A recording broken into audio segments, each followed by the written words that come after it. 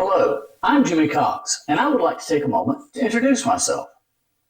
I'm the owner of Cox Training and Development, but before I started my company, I had a 35-plus year career in manufacturing. I did everything from the maintenance, repair, and operation of production equipment, to leading problem-solving teams, to developing training curriculums for various companies.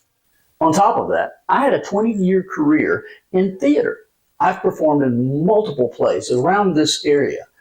I've played a lot of different characters, and all of this has helped me to develop an ability to communicate and deliver ideas. Now, I have to tell you that it wasn't a direct path to get to where I'm at right now. To understand that, I want to introduce you to one of my favorite American philosophers, Yogi Berra. Now, you might know Mr. Berra better as a baseball player.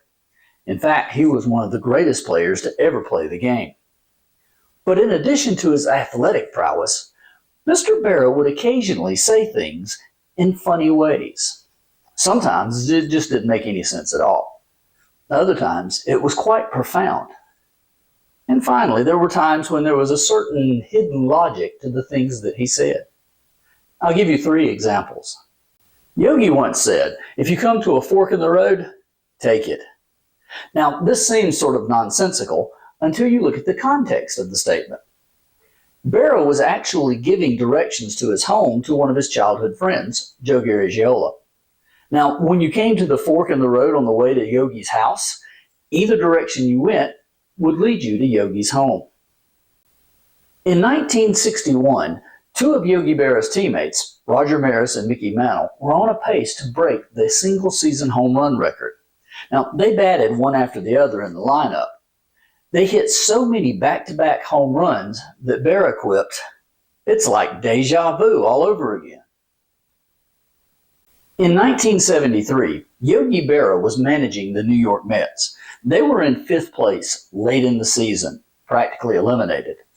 When asked about this, Berra said, "It ain't over till it's over." Interestingly enough, the Mets came back and won the National League East pennant that year. Of course, one of my favorite Yogi Berra quotes is, "If you don't know where you're going, you might wind up someplace else." When I first heard this, it really resonated with me because it described me very well as a young man. I didn't know where I was going, and sure enough, I wound up someplace else. Don't get me wrong, it wasn't a bad place. I was very successful, and I really did enjoy what I was doing. I was well respected, and people often sought me out for my advice on problem solving. However, it wasn't exactly where I needed to be. As I became more adept at problem solving, I began to train other people on that. In doing so, I discovered my true calling. You see, when you're teaching someone and you see that spark of recognition, in that electrical moment, it's quite addictive. And I have to say, I became addicted. I began researching training and development.